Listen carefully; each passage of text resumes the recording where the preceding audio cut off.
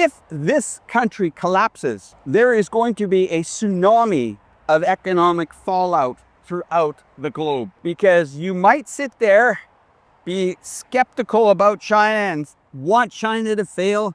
China fails, the anchors are on your ankles and they are pulling you underwater faster than you can imagine. Well, everybody, to really get a sense of what China is like in 2025, I think it's always important to talk to expats that live here on the ground and are actually living every day here in China and experiencing itself. And this is no stranger to the YouTube channel. Everybody, this is Alex from Reporterfy Media. Alex and I have been friends for over 5 years. We are fellow YouTubers, passionately trying to tell China's story, but also other geopolitical stories around the world. And Alex, so good to see you back here in Guangzhou. Love it, love the city, love it. Absolutely. Well, longtime viewers know, I mean, our first walk and talk was in Shanghai. We've been to Chongqing, Guangzhou a number of times. We're back here in the Pearl River Delta. And Alex, why don't you stand over here? Let's give everybody a little view of where we're at today. I mean, I've got the beautiful... We got the IFC Tower here. Of course, there is the Canton Tower, designed after like a woman's dress, actually. It is, that's right. Okay, exactly. One of the largest buildings here, or we'll call it towers here in China. And then, of course, you have a lot of the financial district in the back here, CCB. I would say, you know, Guangzhou on the eyes is one of the most beautiful cities in China, of course, comparable to where I'm coming from, Chongqing. But you know what's incredible, Alex, is I think Chongqing really is the city that kind of took my breath away and really exceeded expectations. It's kind of the cyberpunk city of China. It was awarded the most Instagrammable city in the world because of just how visually stunning that is. But, you know, Alex, I want to get your perspective on this because, you know, you've been an expat in China for over 5 years now. I mean, you have an incredible media background and, I mean, you've traveled all over the country. I have a simple question for you. What do you think is the most misunderstood thing about China right now in 2025? You know, the average viewer always reverts back to, they bring up the government. If I'm going to California, am I going to bring up the U.S. government? Right. Like, oh, California, what a great place. But you know, the Republicans and Democrats. No, I mean, I'm there to enjoy it. And I think one of the most misunderstood thing here is that the Western media and, of course, Western governments are very irresponsible when they talk about China. Right. They're pulling up immediately like the people are suppressed, there's no future, the economy has been collapsing for the last 25, 30 years, allegedly. And that's really throws a lot of things into confusion, because if you're a tourist, you come over here and you'll see these titles, Shocked in China. Yeah. Most of them were actually true. Oh, absolutely. And then people come back and they scratch their head and they say, well, what? Why? How can we? So is this another thing that the governments have lied to us about? Right. It's pretty accurate. Yeah, I think so. Well, I think, you know, and I think what's amazing is over the last 12 months specifically, I think the smartest thing China's government has done is actually started to open up access to countries around the world, right? We have 47 countries now are visa-free to China. Yeah. And what's happened is and what Alex was referring to is you can go on YouTube right now and you see a plethora of videos. You know, my first time to Shanghai, genuinely shocked. You know, my first time to Beijing, not what I expected. And, you know, the haters are out there saying, you know, this is propaganda. The Chinese government's paying these influencers to come. But the reality is these are just simple travel vloggers that, honestly, it's actually a beautiful thing to see because they come in completely unbiased, right? They just want to experience China for what it is. And I love the reference you said there, Alex, right? If we go to California, are we going in there like, what are the Democrats doing here? Or do we just say like, hey, like California's got amazing beaches, incredible weather. Like Southern California is one of the best spots in the world. I mean, it is a beautiful spot. You know something about my first travels to America? Yeah. It was always to go down to either Los Angeles or New York, and it was the following. And could we see Americans and Canadians and all tourism that come to the United States? I used to buy the I love LA shirts or I love New York shirts, right? Yeah. Is that propaganda? No, it's a guy that really liked going to LA and really liked going to New York. Yeah, exactly. And we might start seeing I love China shirts. Yeah. They just, maybe we'll get onto that. But it's something that I find remarkable here. So just for everybody's reference, you know, there's the 4 big cities in China. We've got Beijing, Shanghai, Shenzhen, and Guangzhou. Guangzhou really is the 4th one that's kind of the most, I would say, you know, undercover one, you know, or just not as recognizable, right? You know, it's funny to say that. We see a lot of labels made in China. Yeah. But this here, just have a look at what's behind all that skyline. You see buildings? Back behind that are industries, manufacturers, clothing manufacturers, We were at Xiaopeng, a company, a flying car company. We were at a company that makes modular homes that can be shipped worldwide for, pennies on the dollar compared to what it costs to make a home in North America. Not just that, but, these manufacturers of scooters, car manufacturers, building material, the Canton Fair, the world's largest Canton Fair, that has millions of people show up every year. It's so big they have to have it twice a year. So I know you might say, Alex, you're maybe overselling it. No, I don't think so. I mean, when you come here and you feel the vibe of this place, and you see some of my recent videos at the Canton Fair, you're just energized there. Everyone, I hope you're enjoying today's vlog from Guangzhou. Videos like this wouldn't be possible without the support of our sponsors. And today's video sponsor, Outskill, is offering you the chance to learn everything you need to about AI in a completely free AI mastermind happening this weekend on Saturday and Sunday. You see, this training normally costs $895, but I've partnered with Outskill, the world's biggest AI education platform, to give away 1,000 free seats to my loyal viewers for the next 72 hours. This training program has earned 4.9 out of 5-star rating on Trustpilot, and over 10 million people have attended this training in the past year across many different industries. And now it's your turn. During the 2-day live training, you'll learn 10 plus powerful AI tools, prompt engineering, automating your workflows, and building AI products without code. Also, if you sign up now, you get exclusive bonuses worth $5,100, including a prompt Bible with 3,000 plus high impact prompts, a roadmap to monetize AI, and a personalized AI toolkit builder. Limited seats are available and they are filling up fast. So be sure that you're one of the first 1,000 people to sign up using my link, and you'll receive all of this completely for free. Register now via the link in my description and join the WhatsApp community to stay updated before the big event.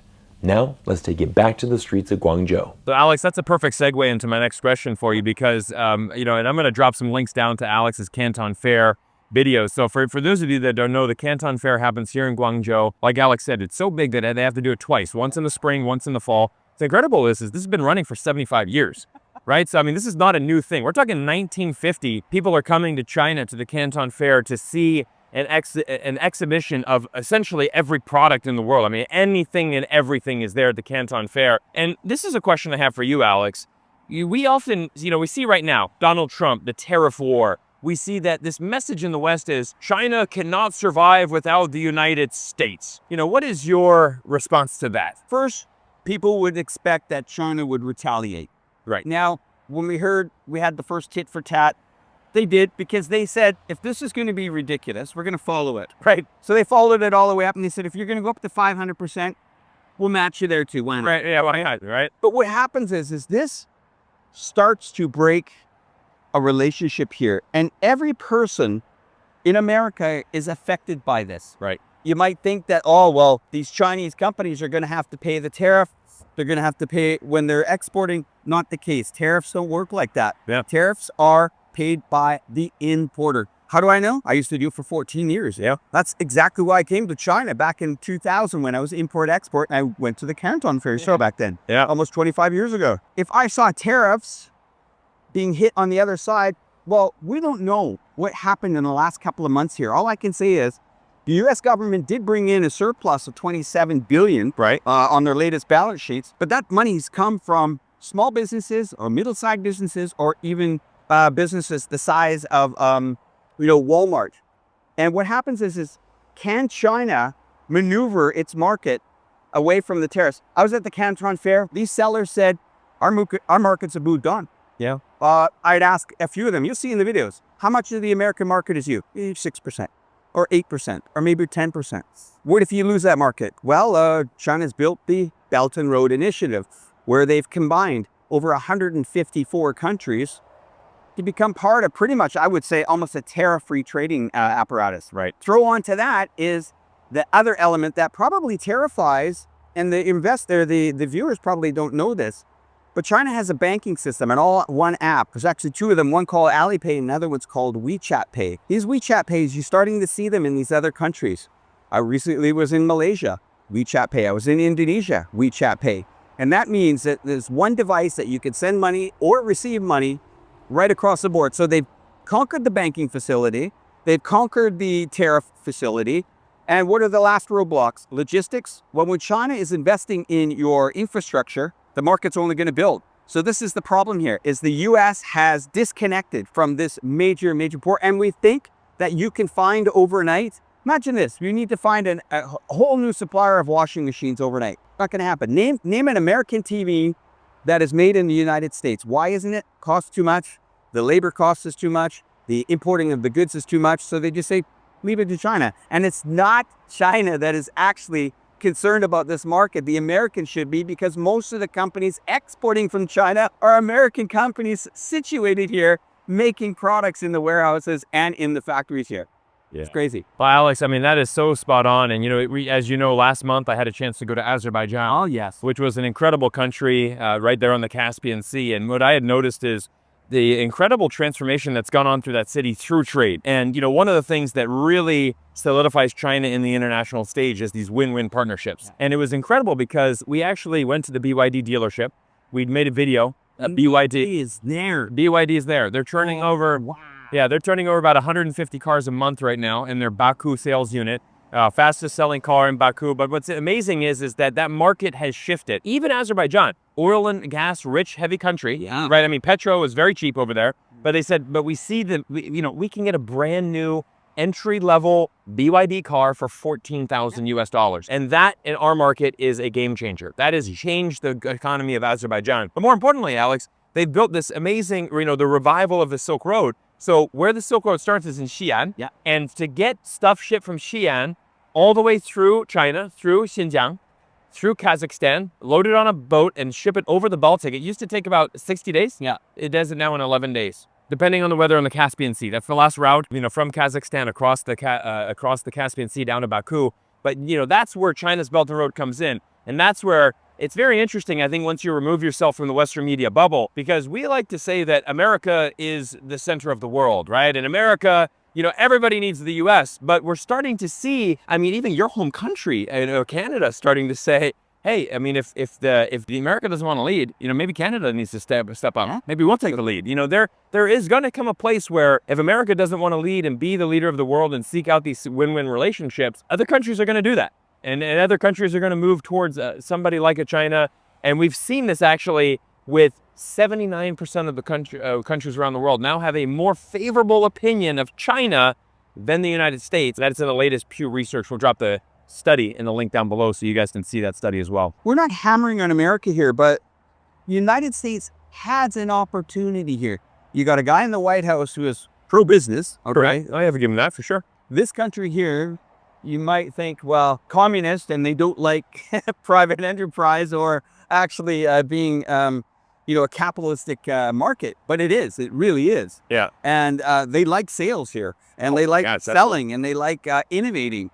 So my confusion here is we have someone in the White House that is pro-business, yet putting a lot of stops in here and saying, well, we're only pro-business if everything is made in the United States, manufactured in the United States. I get that. I understand that. Right. But that's not reality. No, that ship has sailed. I think there's an element of saying, like Trump, I admire your patriotism to say, like, let's make things in America. But, the reality is there's a reason why those jobs left. And there's a reason why Apple is making their iPhones here in China.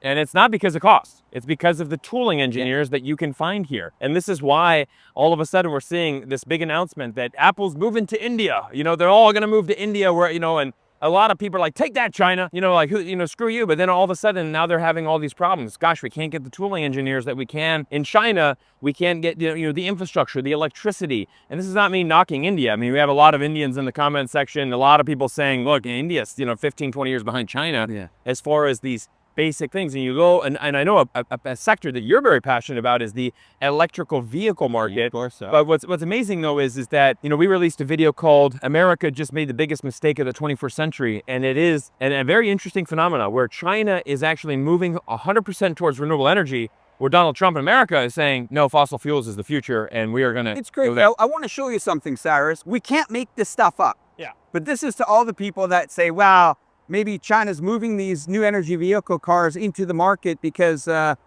discounted or whatever. But have a look. Any green plate you see driving by is a new energy vehicle. New energy vehicle, new energy vehicle, new energy vehicle, new energy vehicle, new energy vehicle, a bus with battery technology, new energy vehicle, new energy vehicle, new energy vehicle. Yeah. Another new energy vehicle. Yeah. Another new energy. And I mean, guys, this is as raw as it gets. I mean, we're here on the highway, and like you said, any green plate. Obviously, yes, here's a blue plate. There still are gas and petrol cars. Old cars too. Yeah, but I mean, here you go. You have so many of these EVs that have transformed, and I think, I mean, this is now a common sight in Guangzhou. I mean, look at the skyline, the clear skies. I mean, this is a very typical summer day here in beautiful Guangzhou. Again, we're recording this on a nice Saturday morning. The comment about them moving into the new energy vehicle market, I've seen Chongqing completely transformed. In 5 years, it's blue skies everywhere. Now, you might get the haters who will say, look at the smog. I mean, it's a foggy city. But anyway, another point is some of these cars, like that one there, the orange one that just went by in the background, people are buying Teslas here too. Yeah. They're supporting the American market as well. Now, you might say, this is all China's gain and the US loss. Every computer system in all these buildings are running a Microsoft product, probably Windows, paying those licensing fees, probably buying NVIDIA chipped. And in some of these cars as well, you will see Michelin tires, Pirelli tires, Goodyear tires, German banks, brakes on there. It's not one-sided, it's collaboration. And that's why this country continues to move forward. Alex, I love these conversations and I love our walk and talks because it's amazing. I've been traveling to China for 18 years. I know you first traveled here 25 years ago. We have a lot of experience in here, and I have one big question, and really it's the title of today's video. It's about the collapse of China, right? We've heard, like you mentioned this a little bit earlier, 25 years we've been hearing this. Tell me your thoughts on the Chinese economy in 2025, the narrative that China's economy is collapsing. I mean, you have an interesting thing. Before you give your answer, one of the things I've noticed is every single restaurant that I go out to is packed. I mean, it's incredible to see the restaurant scene here. That certain industries are absolutely booming, like you had just mentioned, the electric vehicle sector. Let me know your thoughts on, is China collapsing here in 2025? I think we're going to see some consolidation. We've seen it in the real estate market. Mistakes were made in the real estate market. And that's another thing, though, when we hear the speculation about the real estate market, is it China speculation or is it Western speculation, where you're buying a house for 200 and a few years later, you're blowing it up for 600,000 for a profit? Right. That here in China is what they mean by, if sometimes your housing market is coming off, as it's either oversupply or overbuilt. Right. Okay. You've got to remember, this is a country that produces anywhere from, on a good year, from 10 to 14 million babies a year. Yeah. Improving its lifestyle. So it's going to go through some changes. Now, the regulators have said, okay, these are the new building regulations. It's a country that is still developing. Right. Okay? But to hear the word collapse, I mean, if this country collapses, there is going to be a tsunami of economic fallout throughout the globe. Because you might sit there, be skeptical about China and want China to fail. China fails, the anchors are on your ankles and they are pulling you underwater faster than you can imagine. Because this world is connected to this country. There's nothing that we can do to separate from it. Yes, we can say we want to manufacture in our own countries. I get that. And you're entitled to live in your own country. I get that too. China's not trying to push itself onto you and say, you must do this or you must do that. All it's doing, just like a little flower here, as Cyrus said, we went from a 72-hour visa to a 10-day visa to the opening of many countries. And people say, well, if they got nothing to hide, why don't they just open it up? Got to remember, 1.6 billion people have to understand hundreds of thousands of millions of new people coming into their country saying, what? Okay. And it has the showcase cities to show it. But this word collapsing, we've been hearing this probably for about 20 some years. The good thing about it to prevent that is it's got a loyal partnership in BRICS and in the Belt and Road. And if the Belt and Road fails, then this whole dream, Southeast Asia, Central Asia, Europe gets dragged down with it. So we want China to win. If they're winning, we're winning too. Yeah, that's a good message there. And Alex, I think that's a good spot for us to end our little conversation here on this beautiful bridge in beautiful Guangzhou. But I think that's a message that really resonates very much on this channel. You've known me from the very beginning of my channel, and really the message is of speaking, of learning to work together, And my classic line is always, when the U.S. and China work together, the entire world wins. And that's definitely a message I want to send out to my, compatriots back in the United States, of simply saying, look, the United States cannot win unless China is winning as well, right? The United States economy is deeply connected to the Chinese economy. It is so intertwined that decoupling is virtually impossible. Find me any economist that was going to argue to that point. And that's where I think we need to get a little bit outside of this Western media bubble. I think, our politicians are going to tell you a certain angle about China. Our news media is going to tell you a certain angle about China. China right now is perceived as the biggest threat in the world, according to Western media standards and politicians. But if you talk to businessmen, you talk to economists, and you talk to the people that are actually on the ground, living here and actually experiencing it, you'll see the truth. And that's why we're grateful for YouTube. We're grateful for platforms and really the rise of the independent journalists. Alex, you've been an amazing asset, to YouTube, to the international community. And also, I kind of call you the mayor of Chongqing, because I do think you've really put that city on the map over the last 5 years. We're going to drop links to Alex's channel, of course, and you can watch his amazing documentaries that he makes. It's been an absolute pleasure to spend some time here with the Ambassador of Peace, Cyrus Jansen. Everybody, once again, look at this channel and really embrace it, because it's a free education. There's years and years of videos. If you're coming to this channel for the first time, and we've seen Cyrus's channel grow exponentially here over the last year and a half, if you're new to the channel, sit back, start watching the old videos. No need to get into the universities to study about all this stuff. The Cyrus has got it all done there for you guys, okay? Yeah, awesome. Cheers. Well, everybody, it's been our absolute pleasure to bring you to beautiful Guangzhou. Make sure that you drop us a comment. Let us know what you thought of today's walk and talk. And we are back in China for the entire summer. We can't wait to share with you more exciting videos from our travels around this amazing country. Thank you all so much. We can't wait to see you in our next video soon.